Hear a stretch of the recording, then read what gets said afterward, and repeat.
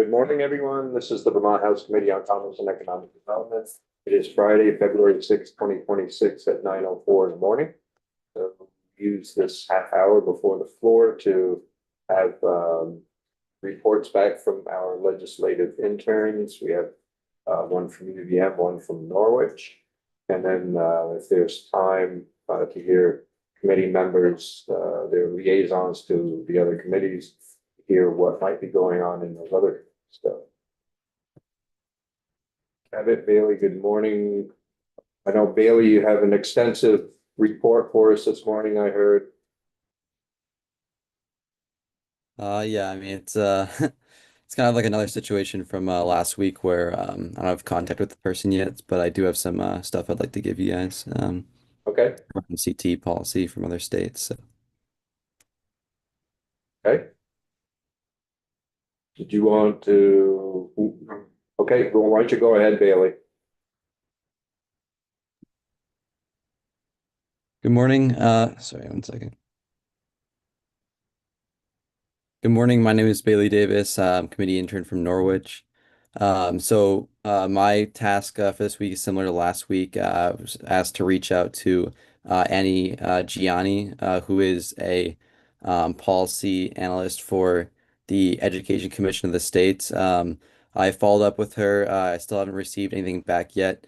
So hopefully next week I'll be able to get you guys that. But what I did look into you for you guys is a lot of CTE policy that are currently in state legislatures in other states other than Vermont. So the main one I looked into is Massachusetts, which what they're currently looking at is possibly reclassifying CTE educators as opposed to being teachers into a special category, which would allow them to have higher salary increases. So obviously, like, I mean, I mentioned that, I guess in a more broad view, about 3 weeks ago, that idea of bringing the salaries up a little bit. So it's like the main thing that's going on right now in some of the other state legislators, because like this is kind of an issue that isn't just unique to Vermont, even though of course we have unique geography and unique circumstances in regards to demographics. It's overall, fairly, broad problem, even in states like Massachusetts, where that you have the demographics, you have the large amount of the higher populace in the higher population centers. It's a problem everywhere. So I think it's definitely something I'm going to ask. It is something I asked Annie over at the Education Commission of the States, because again, that's kind of her wheelhouse is working directly with those state legislators to amend issues such as this. So, thank you. Questions for Bailey? I appreciate you checking into Massachusetts. I think, what we're seeing here in Vermont is a nationwide issue, and understanding that other states are looking at solutions also is really helpful. So thank you. Of course. Okay, Kevin.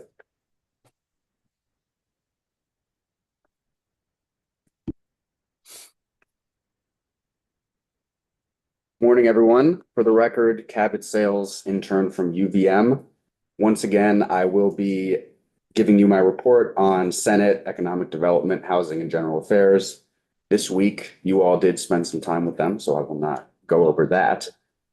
Starting with Tuesday, they discussed S328, which is an act related to housing and common interest communities.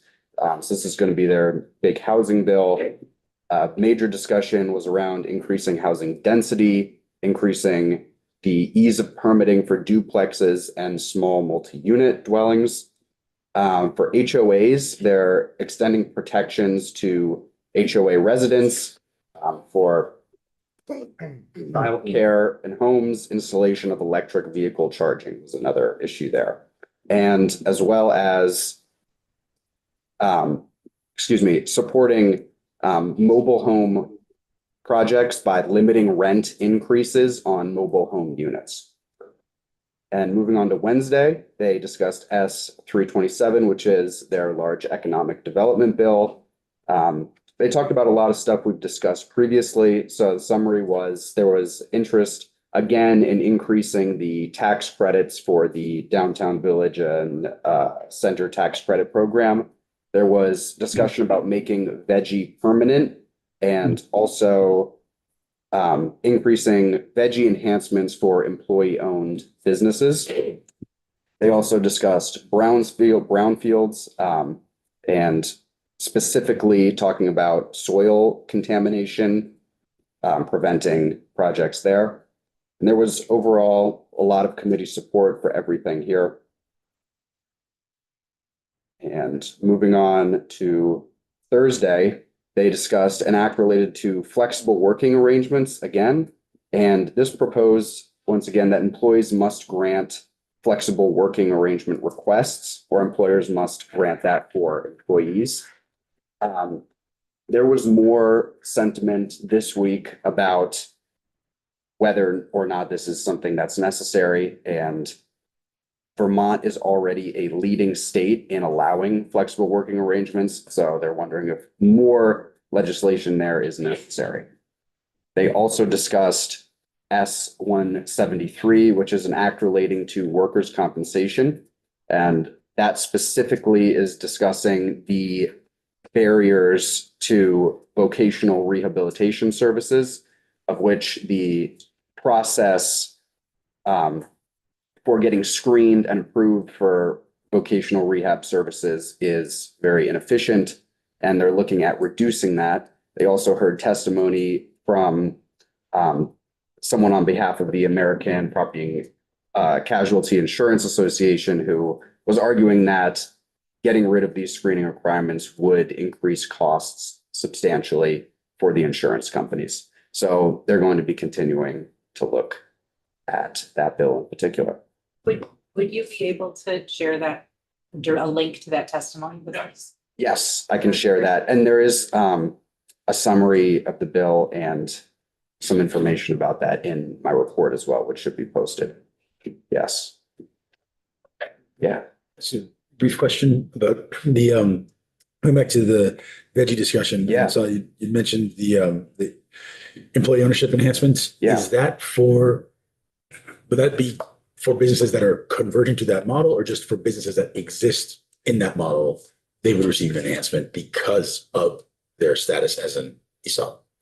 I don't believe that they were intending to incentivize more companies to move towards that model. I think it was intended, from what I heard, to, support the companies that are already set up like that. But I don't think they would be opposed to more options moving towards there either. Thank you. Yeah.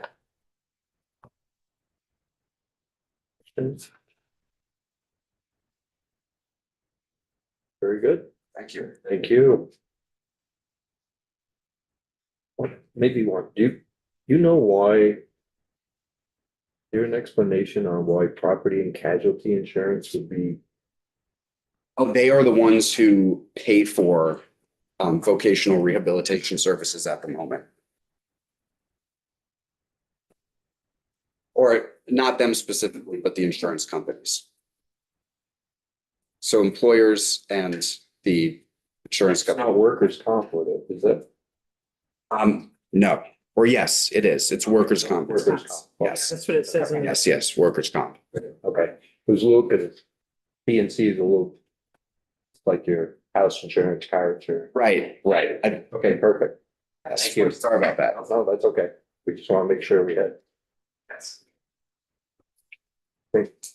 Cabot, thank you, and Bailey, thank you as well. Thank you, Liz.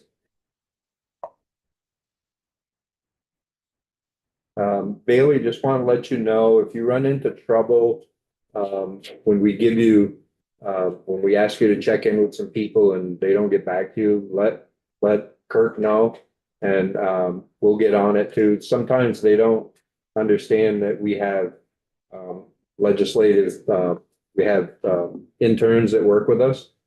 And so they may be reluctant to reach out to you. So we can make that connection, help you make the connections too. Yeah, I followed up and I guess I clarified a little bit, kind of my role. So Okay. we'll see, where that Okay, goes. if you have Hopefully next problems- week I'll. Yeah, if you have problems midweek, let Kirk know and we'll reach out to.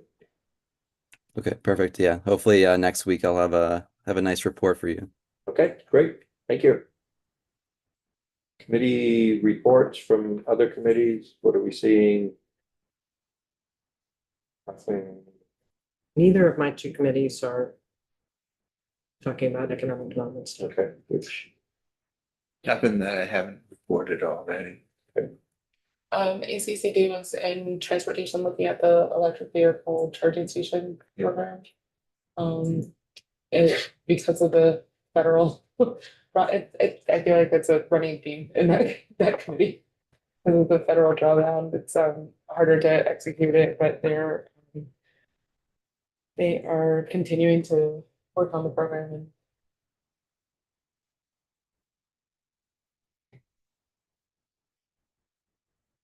that's, Briefly, agriculture, they got a report on the Working Lands Enterprise Initiative and the Working Lands Enterprise Board, which was created back in 2012 to invest in, as it says, working lands.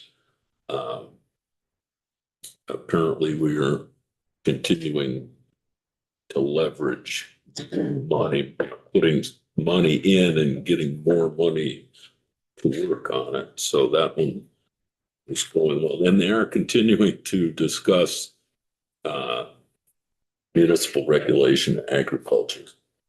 And they're working on a bill that would prohibit municipal regulation of agricultural for activities that are already subject to the required ag practices rule. I do not know what that all entails. And they also, we had people in yesterday talking about food and Three Squares, Vermont, and the ag people are taking testimony now on the benefit assister request that they let us be made aware of. But that's a budget request for money to facilitate those programs, and they are working on that as a budget request. And that's what I got. A short form bill was introduced at the start of the session. Had a minute in the committee, general and housing, yesterday about putting in a state mediator within the office of the Vermont Labor Relations Board. I thought I'd mention that because of our conversations around non-competes. I think that would be I don't think we've addressed mediation as a potential avenue, but I think that there might be some relevance to how, when we think about those minimums that for that employee that's not in an executive role, the sort of disagreements that may exist between, well, you earn $75,000, so you qualify for this non-compete clause. I just figured there might be some labor mediation, labor relations might be a relevant player in some of how what we're considering might play out. So I thought I just mentioned that. You don't seem persuaded. well, not, yes, we don't deal with the Labor Relations Board, the House General does.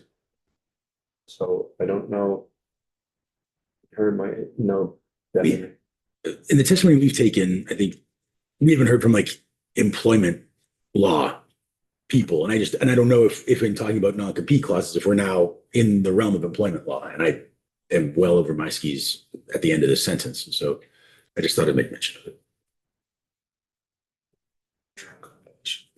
I talked to the chair, House General, and just it might be good for them to take a look at it once we have the bill ready, and they kind of take a drive-by of it, and maybe those are the type of things that they can look at. Okay, thank you. Other questions?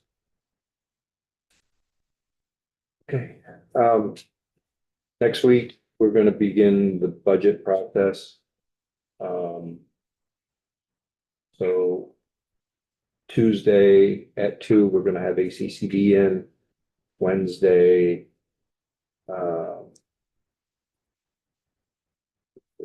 Thursday, we had DFR in the morning at 10, and then at 2, we have DOL in. So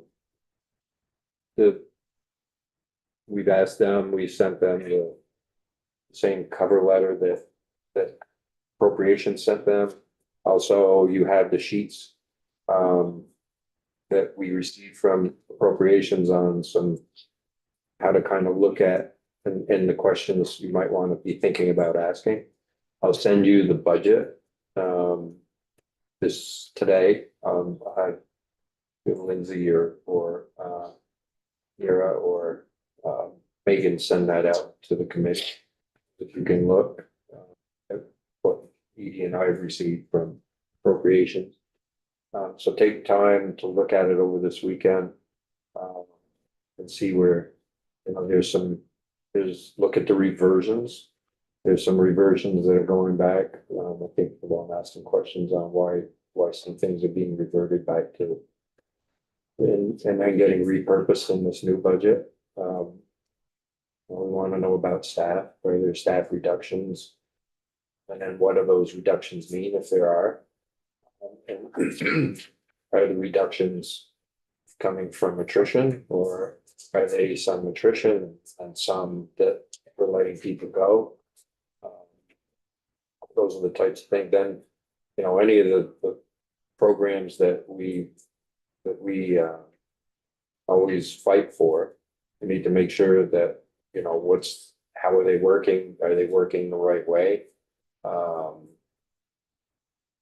you spending money the right way? That's kind of the theme to everything. And then we'll hear from them, and I'm sure, we need to get VZAC in here to talk about what's going on there. We'll hear from UVM and the state colleges as well. There are big ones, and we also have Serve, Learn, Earn. We always have a good discussion with them, and there's others that be asking us to weigh in on their budget requests. So, and again, it's a tight budget. So all those are identified in the document we'll get? And I guess this may be an obvious question, but are we meant to be kind of cutting from our standard ask? Or is this like a level funding situation or? Okay. It's kind of like last year too. We really didn't have. Usually appropriations will give us kind of a bucket that we can, or a box that we're in and ask us to work within that box. But last year we didn't have a box and we don't have one this year either. So, there's going to be a lot of worthwhile things that are going on, that are happening now, and others that are coming in to ask us to support what they're looking for, but it's going to be tough. The only thing that I'm hearing is that there's not money to spend on all the things that need money. Yeah. There just isn't. So we have to be incredibly thoughtful and careful about what we're doing because, the asks for what is super impactful and helpful in the state, the programs are significantly higher the money that's coming into the state. So we're gonna have to we're gonna have to say no to things that we don't want to say no to. My other question is it noted on the budget, like what was ARPA funded and what wasn't? There'd be one-time dollars, so we'll see, this is one times, we'll see who's in the budget, what programs are in. There's some that are trying to get their programs in the budget, so they're not one time anymore. Right. See how that all goes in the end.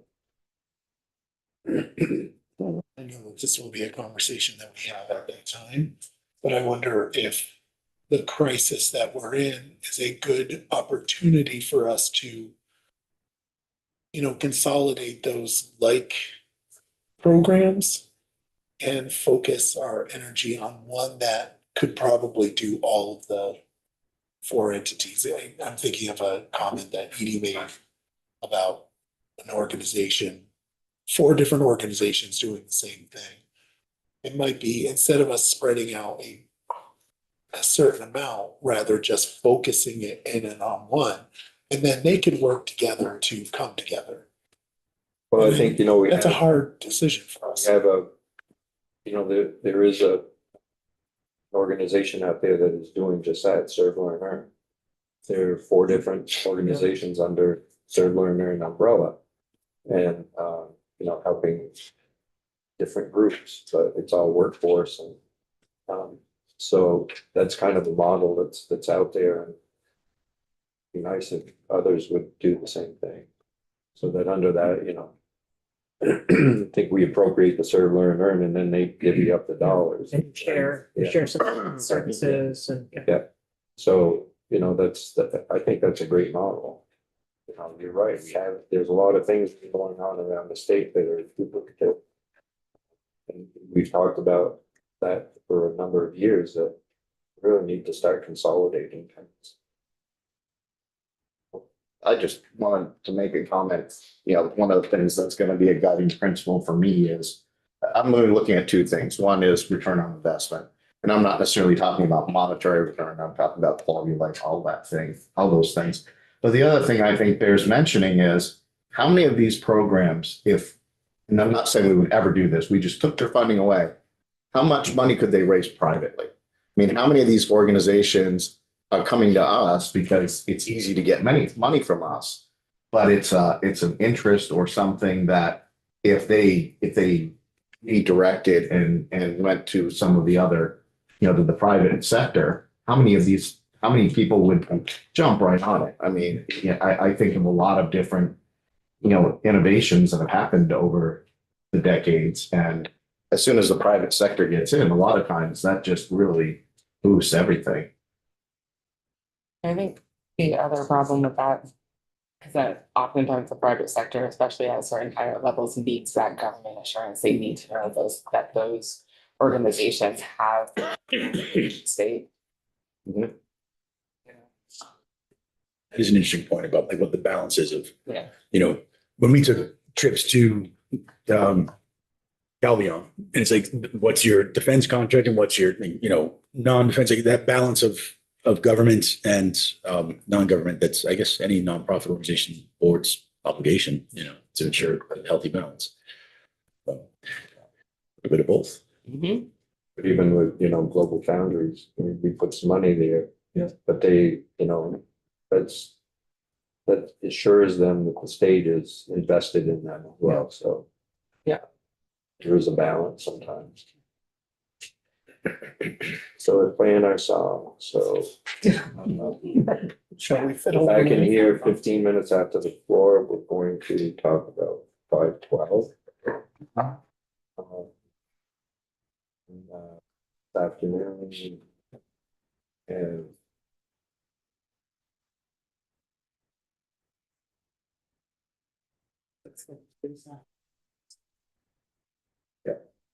so, yeah, 6:50. Well, first we'll 512. And then we're also going to talk to David Howell on 733, which is franchise agreements. And then we'll talk about 650. So that's a walkthrough of that bill, and we'll hear some testimony from quite a few people. So that'll be a good way to end the week. Then next week, besides doing the budget stuff, we're going to keep looking at 205. Remember, Tuesday we have Director General Rao from Taiwan, Austin, will be up here. They've invited us to lunch, and then he'll be here to speak with us and have a conversation on the record. Then we're going to continue on 512 to see if we can get that through. We have some people want to talk to us about rural technical assistance. We will begin looking at CTE language next week. So we'll have St. James in with us, and then we'll have the agency and Secretary Saunders and others in that conversation. Do you know when we're gonna have legislative language on the CTE stuff? They're working on it right now. There's a preliminary draft that's just been sent to AOE for comment. Beth has some questions. So, they're working it out. I expect it'll be done by the time they come in. Hopefully it's done before so we can pass it out. but Exactly. We may be all looking at it for the first time together, so we'll see how that goes. And